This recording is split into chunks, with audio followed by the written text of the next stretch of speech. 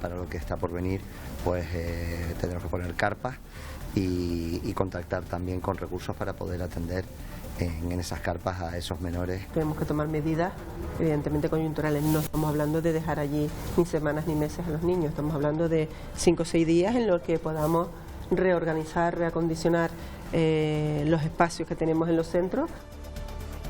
Es la decisión que adopta el Gobierno de Canarias ante la carencia de inmuebles para alojarlos. Las carpas se instalarán en muelles de Lanzarote, El Hierro, Tenerife y Fuerteventura. El Foro Canario de la Inmigración también ha acordado la creación de un comité de crisis para afrontar la atención de los 5.600 menores migrantes ya en las islas, una cifra que aseguran podría alcanzar los 16.000 en los próximos meses. Hola, ¿qué tal? Buenas noches. Finalmente, el presidente del Gobierno, Pedro Sánchez, ha decidido no declarar ante el juez que investiga la causa de su mujer, Begoña Gómez. Lo que sí ha decidido en el día de hoy es presentar una querella contra él por prevaricación. Lo ha hecho a través de un escrito firmado por la Abogacía del Estado. Fuentes del Ejecutivo Central aseguran que Sánchez ha tomado esta iniciativa en defensa de la institución de la presidencia. Al menos 11 fallecidos y más de 700 detenidos en Venezuela tras las protestas contra el resultado de las elecciones. Miles de venezolanos han salido a la calle, Lila Vanorio, en señal de protesta. Es así, hay muchísima tensión en todo el país. De hecho, el alto comisionado de Naciones Unidas para los Derechos Humanos, Volker Turk, se ha pronunciado condenando el uso desproporcionado de la fuerza por parte de los cuerpos de seguridad del Estado en las manifestaciones de ciudadanos que cuestionan el resultado que anunció la autoridad electoral. Por su parte, Nicolás Maduro le ha pedido a sus partidarios, al Partido Socialista Unido de Venezuela, masivas movilizaciones para defender su victoria. Con sus enseres en la puerta de la casa, así se han visto una treintena de familias en Fuerteventura. Han recibido un aviso de que en 15 días deben abandonar sus viviendas. Son inquilinos en un complejo que ha cambiado de dueño. Es la agresión a un taxista en Las Palmas de Gran Canaria. El juicio tendrá lugar este viernes. El sector asegura que no se trata de un caso aislado y que las agresiones son cada vez más habituales, sobre todo por las noches. En El Hierro, primer paso para convertir al Mar de las Calmas en Parque Nacional Marino. Este martes el Consejo de Ministros aprobaba la declaración. Y pendientes del mar, está activa la prealerta por fenómenos costeros en Gran Canaria y las islas occidentales. Lorenzo de Vera, ¿cuál es la situación a esta hora? Así es, Eva. Bueno, de momento la situación no es especialmente alarmante, pero sí hay que estar atentos a las costas este, sur y oeste de las islas occidentales y sur y oeste de la isla de Gran Canaria. Por ello, desde instituciones públicas ruegan máxima precaución, como el aplazamiento de ciertas actividades marítimas.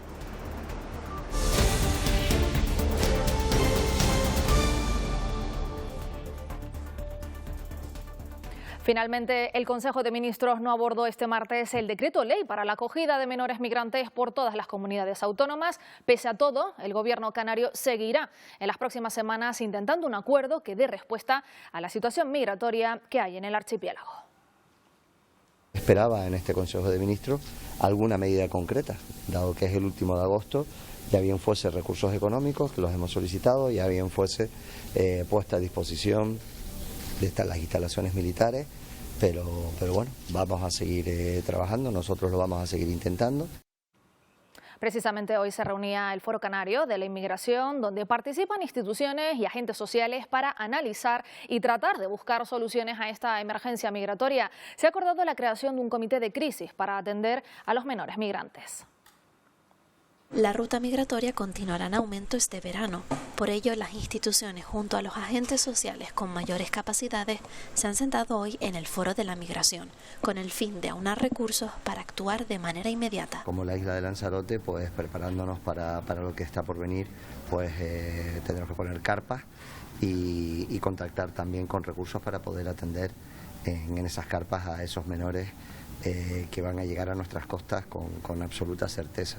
Aseguran que las instalaciones serán estancias provisionales para estos menores hasta que se puedan reubicar en otras zonas de las islas. Estamos hablando de 5 o 6 días en los que podamos reorganizar, reacondicionar los espacios que tenemos en los centros y, eso sí, sobresaturando los centros, porque es lo que tenemos. Las principales organizaciones humanitarias explican que sus capacidades a día de hoy son prácticamente nulas para poder atender a más menores. Muchas de ellas nos han dicho ya que ellos no pueden seguir asumiendo más centros, por un lado, primero porque no encuentran sitios y segundo porque no encuentran personal. La estimación es que este año las islas reciban un total de entre 6.000 y 7.000 menores migrantes. Ante esta situación, las autoridades canarias se preparan con la puesta en marcha de un comité de crisis.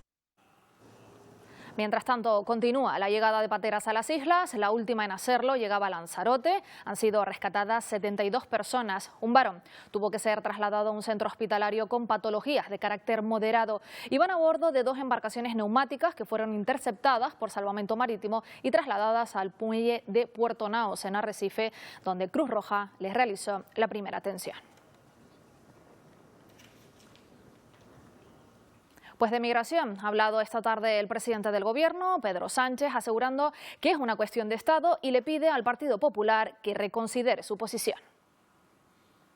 Esta es una cuestión de Estado y al final no deja de ser contradictorio ver cómo el Partido Popular gobierna con Coalición Canaria en Canarias, gobierna o gobernaba con Vox en otros territorios de nuestro país y allí defendían una cosa, en otros territorios defendían otra, y al final han bloqueado la reforma de la ley de extranjería y, por tanto, el problema sigue existiendo. Declaraciones que hacían tras el tradicional despacho de verano con el rey Felipe en Mallorca, un acto que ha durado algo más de 2 horas y donde habló del curso político. Destacó la situación económica del país, la política en materia de vivienda, la renovación del Consejo General del Poder Judicial y el preacuerdo de Esquerra Republicana con el Partido Socialista Catalán. Pues tras ese encuentro, ya ante los periodistas, el presidente fue preguntado por la decisión que tomó esta mañana de no declarar ante el juez en la investigación que pesa sobre su mujer Begoña Gómez por supuestos delitos de tráfico de influencias. Tampoco quiso contestar y aseguró que mañana hablará de ello en la Moncloa, donde hará balance del curso político. Jornada en la que hemos conocido que ha presentado una querella por prevaricación contra el juez Juan Carlos Peinado. El presidente del Gobierno, Pedro Sánchez, se ha acogido al artículo 416 de la Ley de Enjuiciamiento Criminal.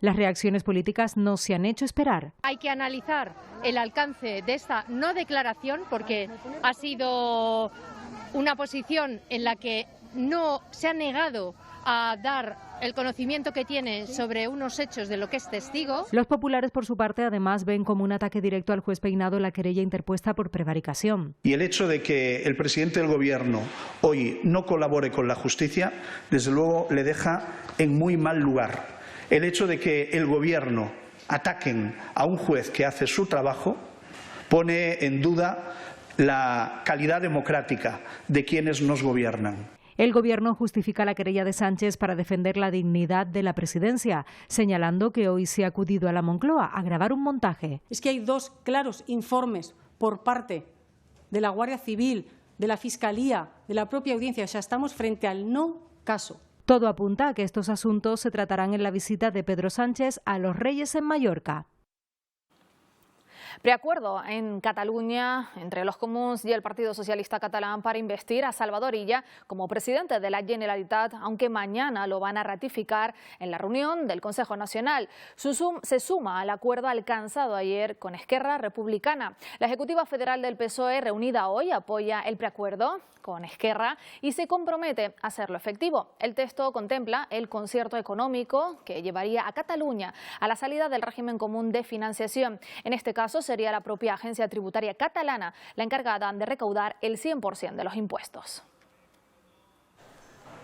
Esquerra asegura que su pacto para investir a Illa como presidente incluye el concierto para Cataluña y recaudar todos los impuestos. Dicen que es una demanda histórica para avanzar también en soberanía fiscal. per avançar en sobirania, també en sobirania fiscal. Sería algo así como lo que ocurre con las diputaciones vascas y Navarra. Comenzarían con la recaudación del IRPF. La declaración de la renta del próximo año correría a cargo de la comunidad. Ellos no quieren recaudar por el impuesto de sociedades, por ejemplo, porque claro, las sociedades que operen en Cataluña pero que tengan domicilio fiscal en Madrid, pues esas no las podrían gestionar ellos. También implicaría salir de las comunidades del régimen común según la ley de financiación para tener una propia. Que vamos a tener ahí el germen de un conflicto porque dirán, hombre, es que yo he recaudado más y te tengo que pagar más. La Generalitat se quedaría con todos los recursos que se recauden en la comunidad, menos los que transfiera el Estado en concepto de pago por servicios y un fondo solidario. Según los expertos, afectaría considerablemente a comunidades como Canarias, Extremadura o Andalucía. Eso rompe el principio de igualdad, rompe el principio de equilibrio territorial. Ya es tremendamente complicado el que ahora haya financiaciones a la carta para comunidades autónomas que no tienen ningún tipo de justificación. Pero esta salida del régimen común no es una operación sencilla a nivel legislativo. Se tendría que modificar la ley de financiación de las comunidades.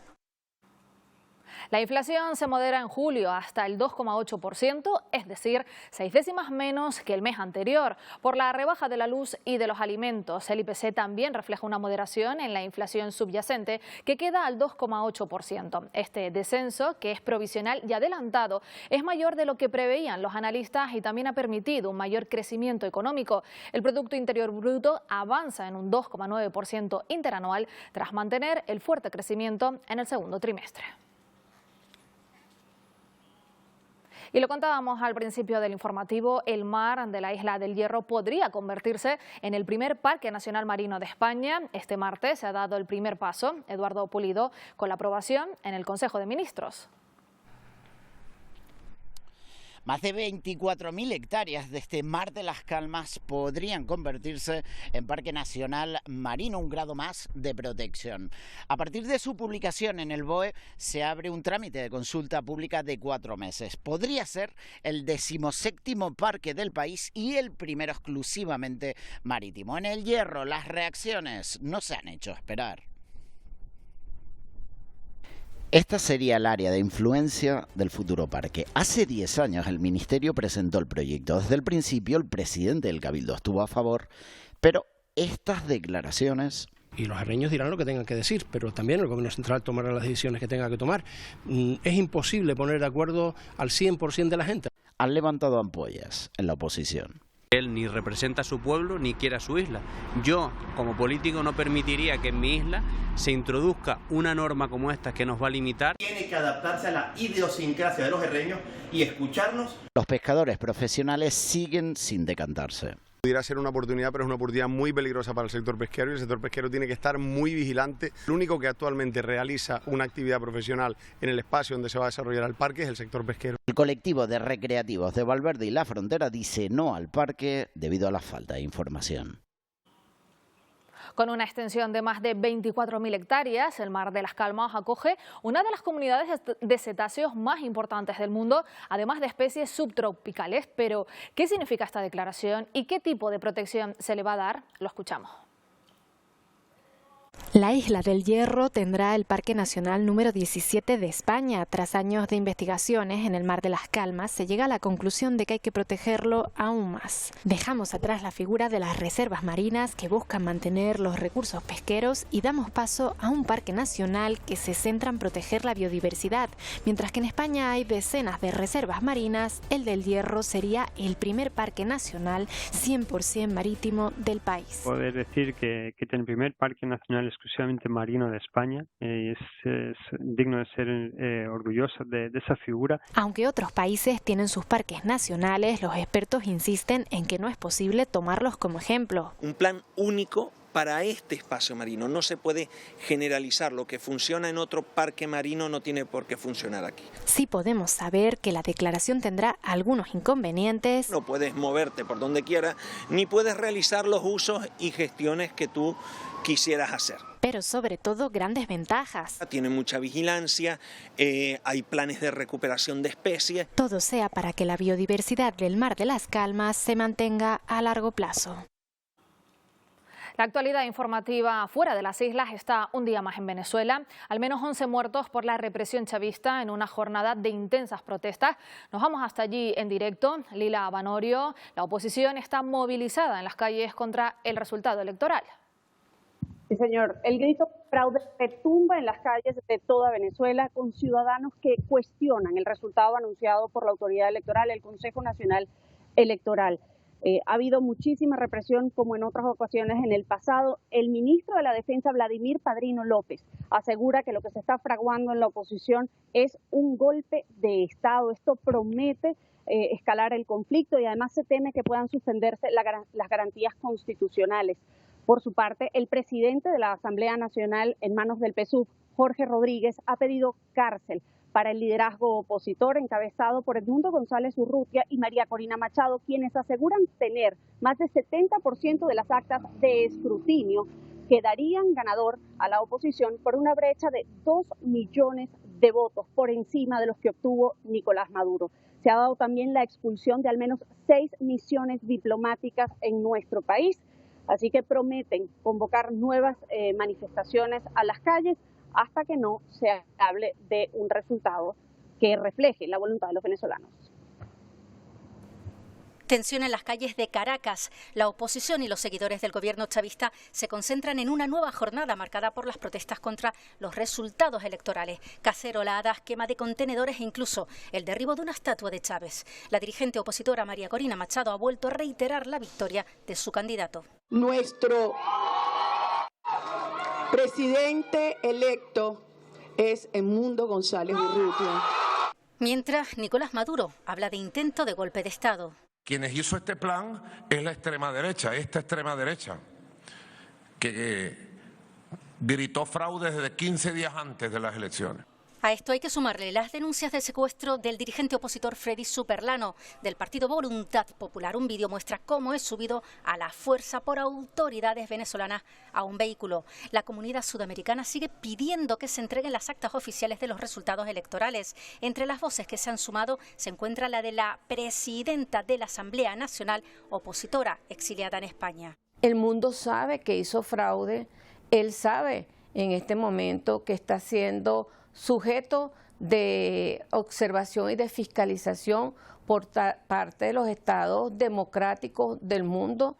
En las islas se está pendiente de todo lo que sucede en el país bolivariano, donde la Canaria es la mayor colonia española. Los actores políticos en algún momento tienen que anteponer los intereses de la colectividad sobre sus intereses personales y llegar a un acuerdo. Ante las críticas recibidas, el gobierno de Venezuela ha decidido expulsar de país a diplomáticos de hasta 7 países latinoamericanos tras cuestionar los resultados electorales. La Organización de los Estados Americanos ha emitido un informe. Manifiestan que no pueden reconocerse los resultados anunciados por el Consejo Nacional Electoral que proclaman ganador a Nicolás Maduro. Para ello habla de obstrucciones legales e intimidación y el uso del aparato estatal. Asegura que había 4 observadores internacionales que no fueron acreditados y acusa al gobierno de Maduro de no permitir la libertad de información. Destaca también que las primeras 2 encuestas de salida elaboradas por actores neutros daban como ganador de las elecciones a Edmundo González frente a Maduro. Los venezolanos residentes en Canarias viven estos días con mucha impotencia la situación que atraviesa su país y con preocupación por sus familiares. Perciben, eso sí, un cambio en la sociedad venezolana. Esperan que la comunidad internacional se pronuncie de manera más contundente. Antes los sectores eran chavismo versus oposición y ahora sencillamente es un bravo pueblo unido por defender lo que es un mandato nacional. Tenemos a nuestros compañeros del colegio, de la universidad, nuestros familiares ahí, luchando. ¿Qué falta? Que definitivamente la comunidad internacional diga algo mucho más contundente. La policía la sacaron a masacrar como siempre. ¿Cuántos asesinados no hay? ¿Cuántos crímenes no tiene Nicolás Maduro? No dejen sola a Venezuela otra vez, que esta sangre que vuelve a derramarse nuevamente en Venezuela, de los jóvenes, tristemente, no sea en vano. Conocida históricamente como la octava isla, Venezuela comparte un importante vínculo con España, especialmente con Canarias, relación que se remonta al siglo XVI cuando comenzó el fenómeno migratorio. Muchos canarios buscaron oportunidades en ese país. En época de hambruna y posguerra, Venezuela ofrecía grandes oportunidades económicas y se convirtió en el destino preferido de muchos canarios que buscaban un futuro mejor. Pero ¿por qué eligieron este país? Primero, Cuba estaba cerrada a la inmigración desde el crash del 29 y Venezuela era un destino que ofrecía posibilidades, necesitaba migraciones exteriores. Se abrió a la migración no solo de los canarios, sino gente como los gallegos que no habían emigrado a Venezuela. Lo mismo ocurre ahora, pero a la inversa. No solo emigran los canarios retornados, sino también sus hijos y sus nietos y otras personas que no tienen necesariamente vínculos, pero que por los vínculos culturales que existen, Canarias es lo más parecido a Venezuela en este lado del Atlántico. En Canarias compartimos no solo el idioma, también hay similitudes en el acento y en muchas palabras, en el folclore, en las tradiciones o en la gastronomía. La arepa, la cachapa, quesillo, por ejemplo, por decir un postre característico común. Intercambios culturales que han sido de ida y vuelta y han creado una identidad común entre ambos países más allá de la migración.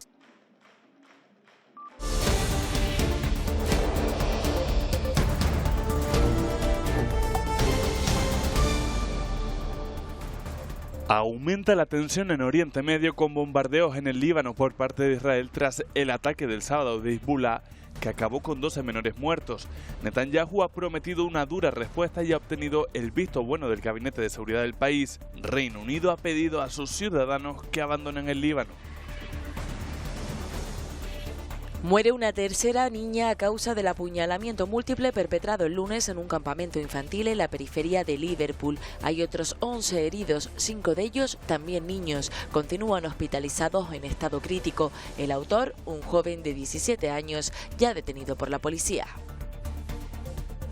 Francia reconoce la soberanía marroquí sobre el Sáhara. Macron ha enviado una carta a Mohamed VI reconociendo la autonomía como única base para una solución política justa. Se une así a la línea del gobierno español y deja en el aire las resoluciones de la ONU sobre un referéndum en el territorio.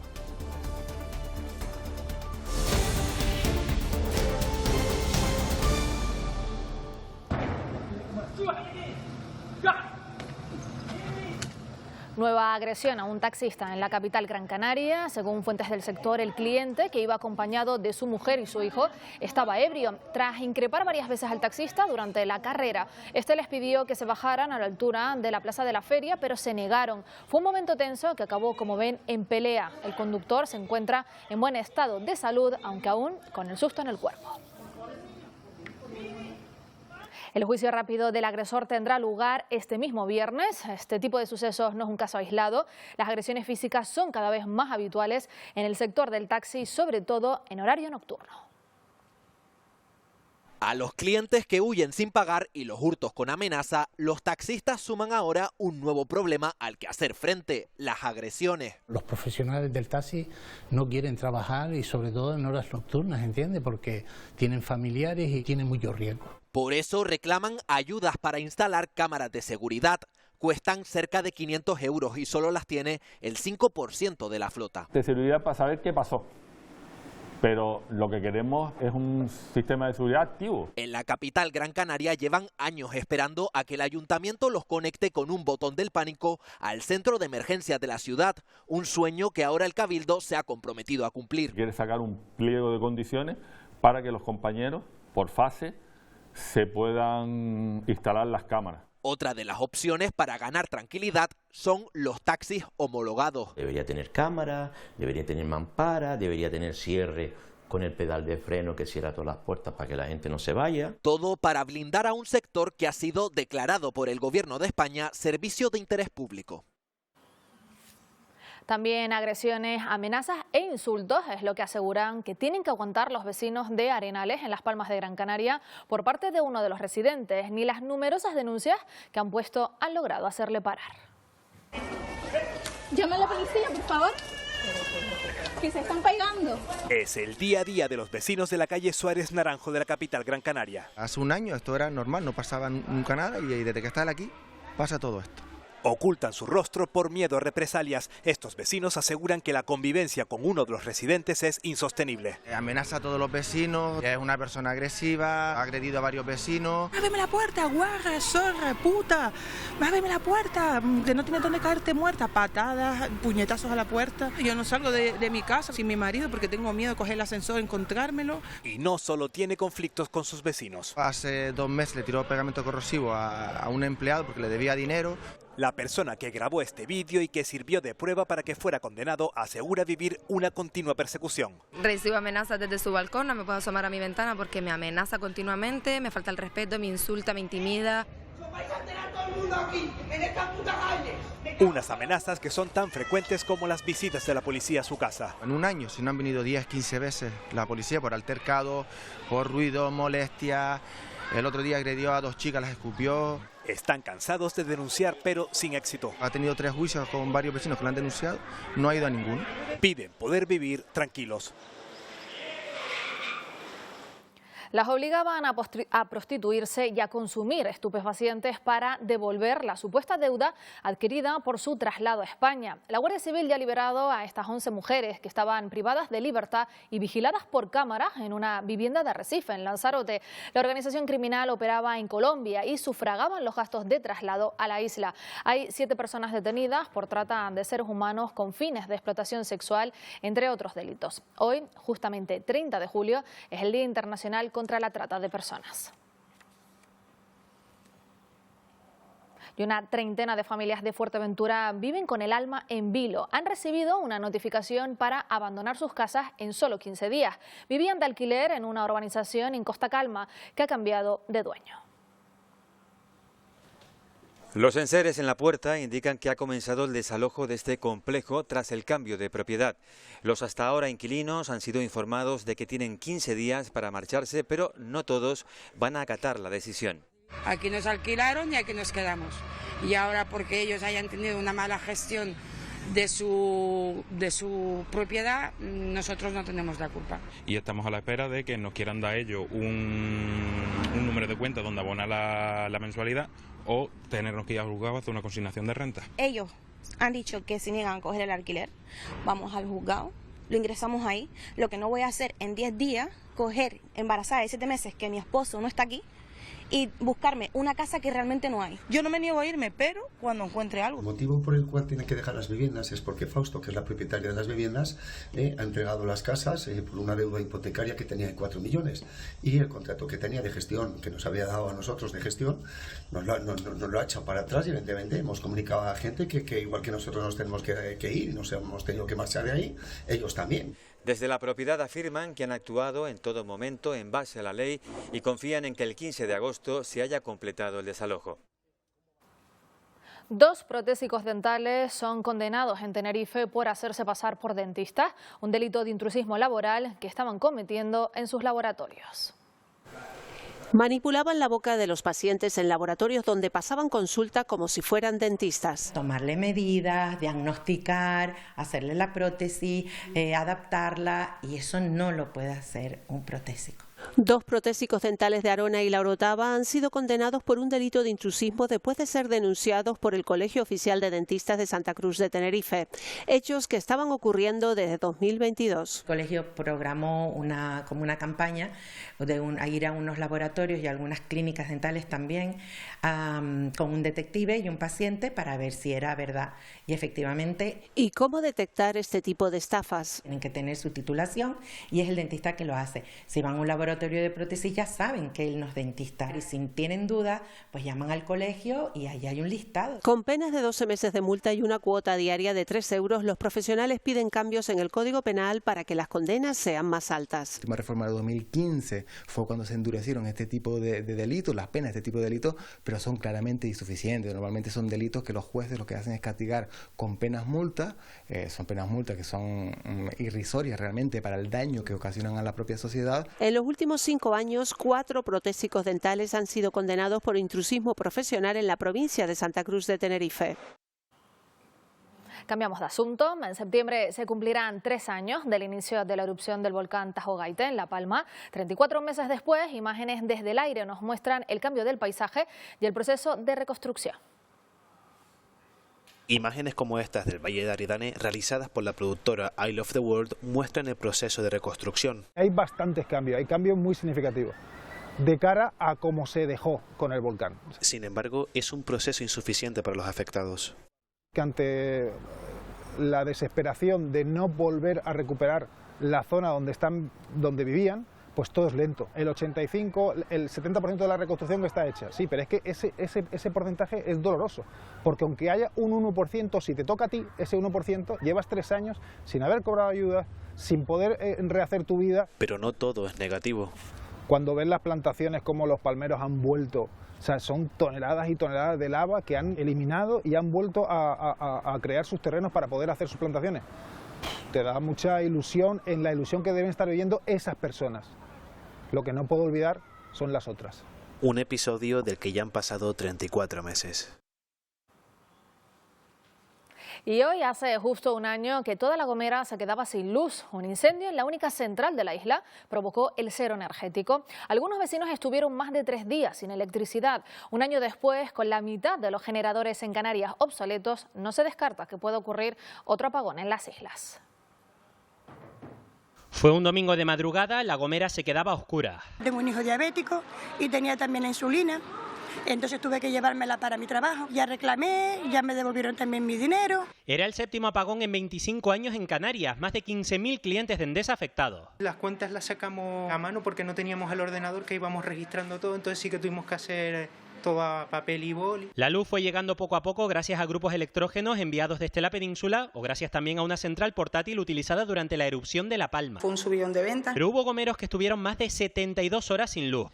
Entonces supimos que la mitad de los generadores en Canarias estaban obsoletos, habían ya cumplido su vida útil. Un año después están más viejos. Ahora el Gobierno de España ha activado 2 concursos, uno a corto y otro a largo plazo, para garantizar la estabilidad del sistema y evitar así ceros energéticos como el vivido aquí hace un año en La Gomera. Que haya una respuesta inmediata, que los grupos de las centrales obsoletos de más de 20 años los podamos renovar y que no estemos sometidos a un riesgo permanente.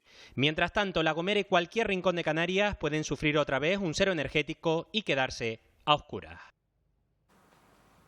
El próximo verano la producción de agua en el Hierro se va a ampliar en un 15% gracias a una inversión de 2,5 millones de euros por parte del Gobierno de Canarias. La visita del consejero de Política Territorial a la isla también sirvió para entregar al Cabildo Reño un vehículo de mando y control para los servicios de emergencia. Queríamos venir al Secopin a hacer entrega de este vehículo, un vehículo que va a servir para mejorar un poco las circunstancias de la protección civil en el Hierro, y también, y casi el tema principal, es hablar de aguas que son muy necesarias, sobre todo en esta isla donde hay problemas en materia de agricultura, y bueno, también queremos garantizar el abastecimiento para los próximos años.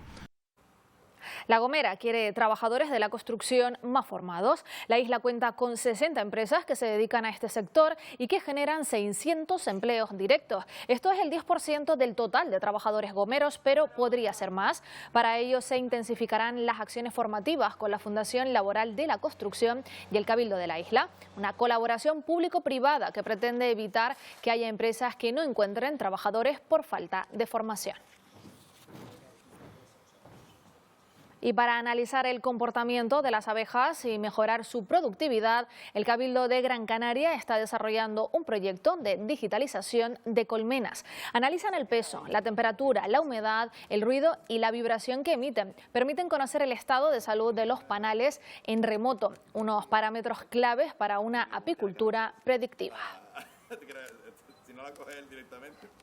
En este caso nosotros, gracias al peso de las colmenas, podremos determinar que están consumiendo los recursos, adelantarnos a esa situación y apoyarlas con una alimentación, evitando con ello la pérdida de las colonias. En una geografía abrupta como la que tenemos, se facilite el control permanente y constante por parte de estas colmenas de manera remota. La persistente sequía que sufrimos provoca cambios evidentes en el ecosistema que nos rodea. Una imagen muy llamativa se vivió hace unos meses en el municipio palmero del Paso, con el efecto que una oruga provocó en una amplia zona de pinar. Ahora la situación se ha vuelto a repetir. Mar López, en otro punto de la isla. Fuencaliente es el nuevo objetivo de la lagarta. El pinar que rodea el barrio de Los Canarios se ha tornado de amarillo. Una imagen que se mantendrá durante estos meses hasta que la oruga se convierta en mariposa. Deja todo esto muerto y todo esto seco y deja después muchas acículas secas. Y después ya coge y forma esta telaraña y si te fijas aquí dentro está la oruga. Un proceso natural que cambia temporalmente la imagen del pinar. La falta de humedad ha dejado vía libre a una oruga liada con la sequedad y el calor.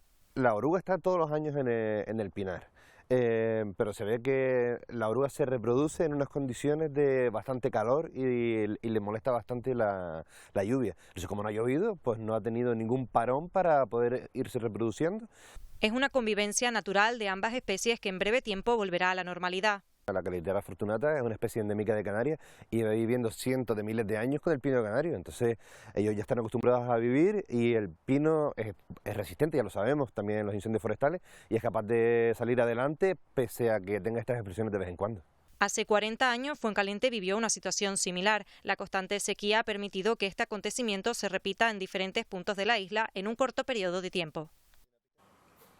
Y no es habitual, pero en ocasiones se han dejado ver en las islas. Se trata de flamencos a quienes el fotógrafo Daniel Betancourt ha captado en las salinas de Janubio, en Lanzarote. Son 3 ejemplares que aprovechan esta zona de especial protección para las aves, ubicada en la localidad de Yaiza, en el sur de la isla, para descansar y alimentarse. Hasta 70 especies de aves migratorias se han llegado a calificar en este enclave único. El Consulado de Marruecos en Las Palmas de Gran Canaria celebra esta noche el 25 aniversario de Mohamed VI como rey del país alauita. En Canarias hay censadas 40.000 personas procedentes de Marruecos. La cónsul del país ha destacado las buenas relaciones históricas entre Canarias y Marruecos. Las considera un ejemplo a seguir. Eso es un ejemplo para nosotros, es una relación muy estrecha. Estamos aquí para reforzar nuestra relación a todos los niveles. Es un día muy especial para nosotros, el día de Su Majestad. Y la próxima semana comenzarán las fiestas en honor a la Virgen de Candelaria en Tenerife. El próximo 8 de agosto será el pregón, aunque los días grandes serán el 14 y el 15 con la peregrinación de miles de personas. Como cada año, se tiene ya preparado un amplio dispositivo de seguridad. Hasta 600 efectivos integrarán el mismo. Si las condiciones climatológicas lo permiten, se podrá transitar por 2 senderos, uno desde Aguamansa y otro desde Tacoronte. También se mantiene la peregrinación tradicional por el Camino Viejo y la TF28. Se espera que en los 10 días que dura la fiesta pasen por el municipio unas 100.000 personas. Desde el monte tenemos 2 senderos que son los que vamos a usar, el que viene de Guamansa a Las Crucitas y que sale por Araspo, por la caldera de Pedro Gil, y el otro que sale de Tacoronte. Que se recuperan esas rutas de peregrinación, no hemos tenido suerte los otros años, pero bueno, la más habitual va a ser la TF28, que es la que en los últimos años se ha habilitado. El Gobierno de Canarias ha declarado hoy la prealerta por mala mar, una situación que se mantendrá al menos hasta el jueves. La mayor incidencia del oleaje se va a producir en los cambios de marea.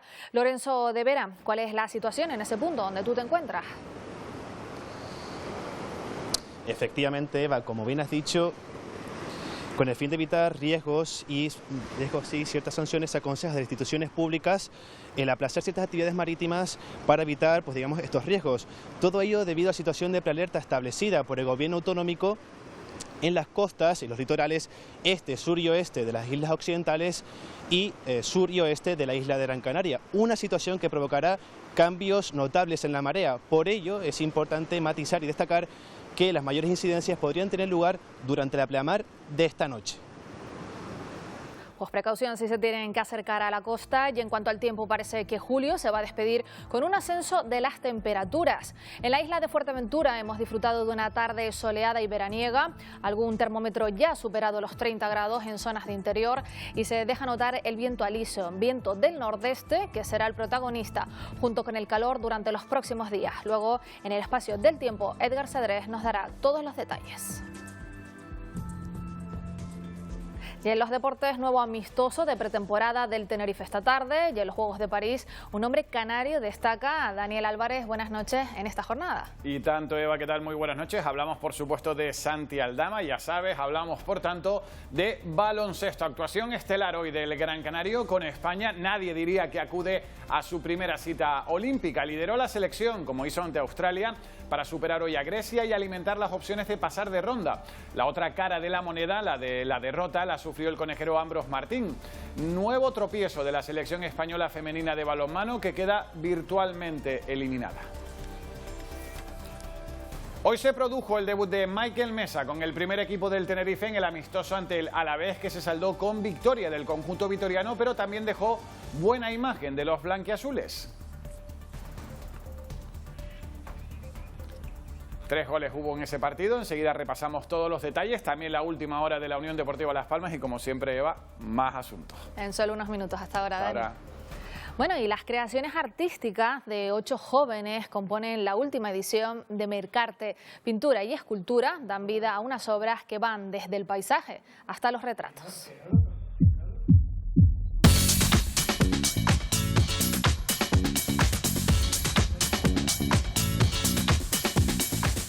Óleos y acuarelas con una imaginación que trasciende el lienzo. Hasta el 24 de agosto se pueden ver y adquirir estas obras de arte en el museo, que está situado en la Casa de la Aduana, en el Puerto de la Cruz, en Tenerife. Pues con estas obras de arte nos despedimos por hoy. Que descansen y tengan una buena noche. Hasta mañana.